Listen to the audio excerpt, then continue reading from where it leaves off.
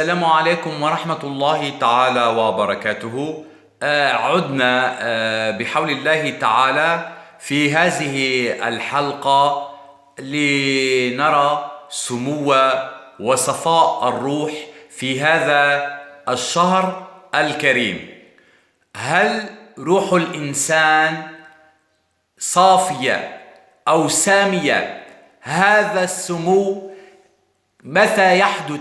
في نفسية وشعور أو في اللاشعور الداخلي للإنسان.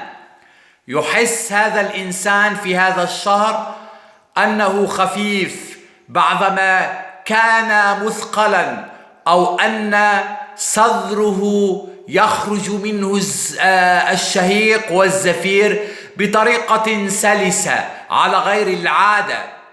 يحس بارتياح في الروح والضمير والمكان، فيصير يرى الناس سعداء ويرى الجو ربيع ولو كانت هناك سحبا أو الجو مكفهر. هنا في هذه النقطة أو في هذا الأساس بالذات على الإنسان أن يبدأ أو يكون قد حاسب نفسه.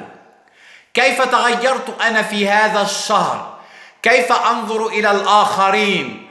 أين وضعت حقدي وغلي وأنانيتي وكذبي وكل الأمور التي كنت أفعلها في الحياة اليومية في هذا الشهر؟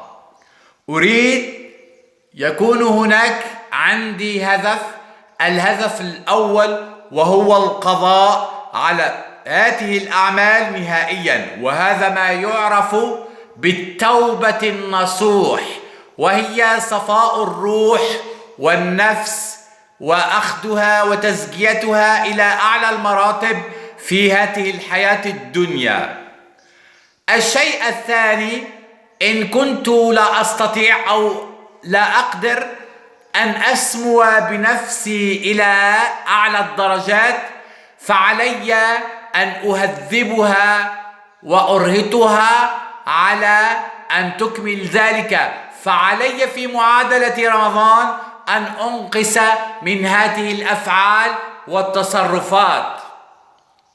لعل وعسى ربنا سبحانه وتعالى سيهدين أو سيغفر لي.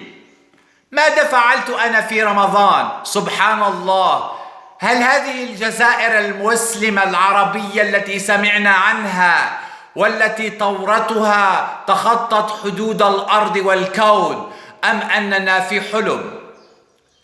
في الجزائر أصبحنا نسمع قصصا غريبة وعجيبة، وخاصة عن عقوق الوالدين. هذه المسألة الكبيرة التي هدمت وتهدمت بها أسر. من فضلك يكفي التصوير المباشر للوجه.